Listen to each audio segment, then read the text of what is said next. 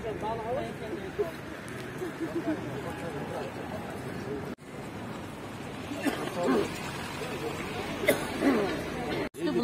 janандай топ uyuşturup 18 жылдан бері учаскаларыбызды сатып, биздин босак, кызыл китептерибиз бүт бар, законный. 2007 жылы биздин жерлерибизде айыл өкмөттөн решениеси менен кызыл китептер берилген. Ошого карабастан жерлерибизди незаконный сатып, фундаменттерибизди талкалап, бул аялдан вообще бизге тынчтык жок. Каждый божий день сопровождение милиции келет. Канча милицияга кайрылдык бизчи, ушул аялга чара колдонуп бергиле депчи.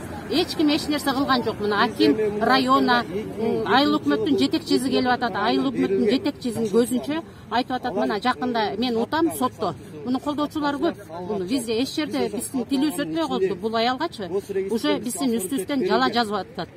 Жерими 2018 жылы кызыл китебим бар законный, мен госрегистрден зам начальнигинин өзүнөн сатып алгам ошол жердичи. Жерими сатып бериптир бул аялчы. 9000ге сатыптыр мен жерими. Анан кийин мага звонок этип атат. Жакында жерде биздики болуп, сен незаконный алгансың деп. Милициянын үстүнө мен документтерин копия кылып алып туруп, анан милицияга арыз бериптир менин үстүмөнчү, захватчица деп. Мен чачым тик туруп, анан кийин документимди көтөрүп бардым.